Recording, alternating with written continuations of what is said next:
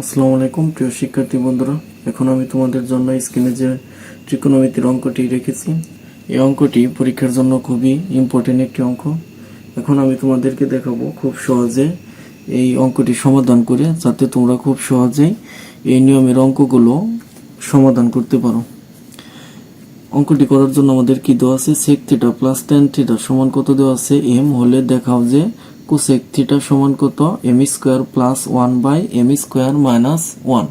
তাহলে এই অঙ্কটি করার জন্য আমাদের এই মানটি দেওয়া আছে। সেক্ষেত্রে এখন আমরা লিখব যে given sec θ প্লাস tan θ সমান আমরা কি লিখব? m, অর্থাৎ sec θ প্লাস tan θ সমান আমরা m লিখলাম। এখন ত্রিকোণমিতির অঙ্কে আমাদের একটি ফর্মুলা অবলম্বন করতে হবে, সেটা হচ্ছে যাই কিছু থাক না কেন সব সূত্রকে আমরা কি করব? পরিবর্তন করে শুধু আমরা কি করব? সাইন আর কজে নিয়ে আসব।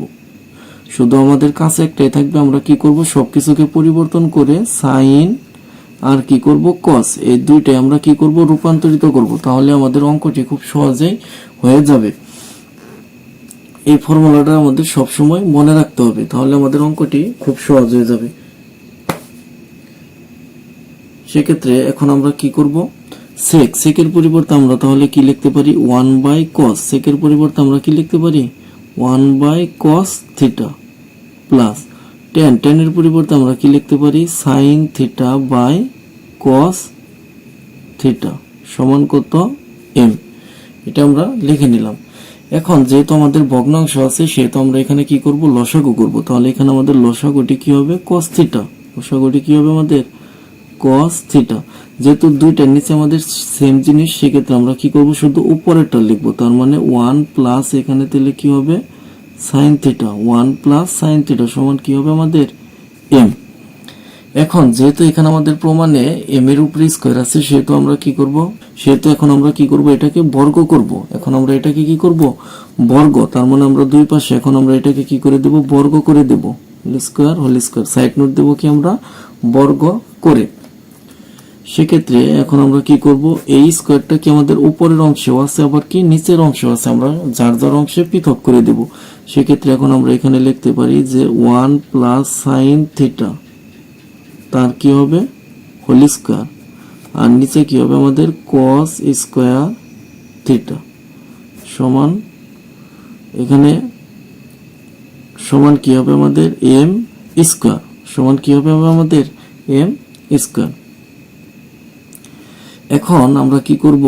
উপরে যা আছে এটা থেকে যাবে, তাহলে 1 প্লাস সাইন θ তার কি হবে? Whole square. আর cos স্কয়ার θ এটার পরিবর্তে আমরা কি লিখতে পারি? 1 minus sine square θ। cos square θ এর পরিবর্তে আমরা কি লিখব? 1 মাইনাস সাইন স্কয়ার θ সমান কি? m square. এখন এখানে 1 এর উপরে মনে মনে কি আমাদের স্কয়ার আছে, সেক্ষেত্রে এটা কি আমাদের a square minus b square. a square minus b স্কয়ারের সূত্রটি কি হচ্ছে আমাদের? a plus b whole into a minus b। আর উপরে যেহেতু আমাদের হোল স্কয়ার আছে, সেক্ষেত্রে আমরা এটাকে শুধু কি করব? দুইবার লিখব। এটাকে আমরা শুধু কি করব? দুইবার লিখব। সেক্ষেত্রে আমরা এখানে লিখব 1 প্লাস সাইন θ, 1 প্লাস সাইন θ। আর এটা কি হচ্ছে আমাদের? a স্কয়ার মাইনাস b স্কয়ারের সূত্র। তার মানে এখানে কি হবে? 1 প্লাস সাইন θ, আর এখানে কি হবে? 1 মাইনাস সাইন θ সমান তাহলে কি হবে? m square.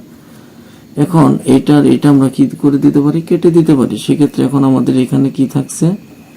উপরে থাকছে কি আমাদের? 1 প্লাস সাইন θ, আর নিচে কি থাকছে আমাদের? 1 মাইনাস সাইন θ। 1 প্লাস সাইন θ, আর নিচে কি থাকছে আমাদের? 1 মাইনাস সাইন θ সমান কি থাকছে আমাদের? m square.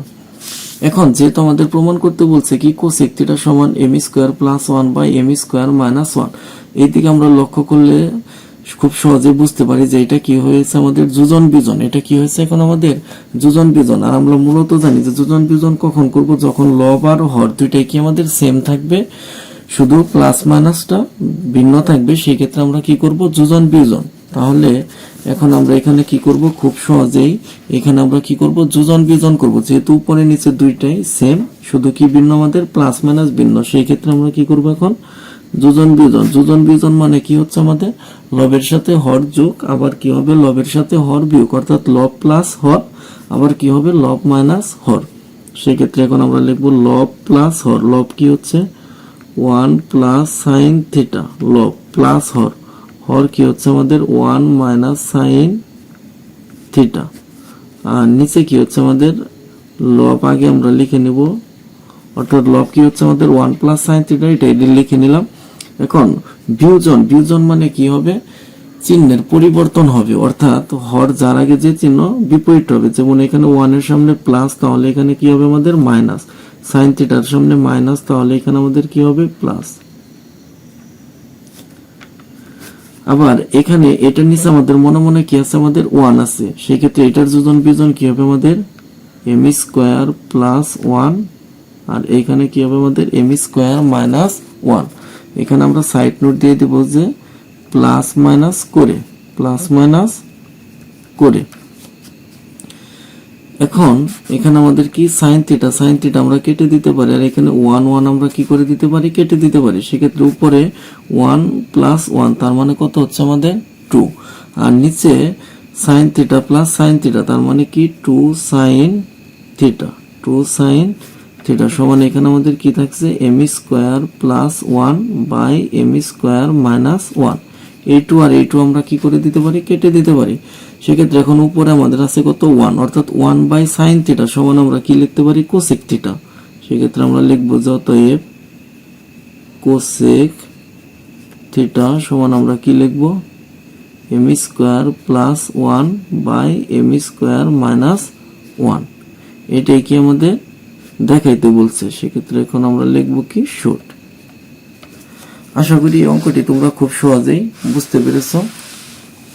আর পরীক্ষায় যদি এরকম অঙ্ক আসে তাহলে তোমরা এই ভিডিওর মাধ্যমে খুব সহজেই সমাধান করতে পারবে।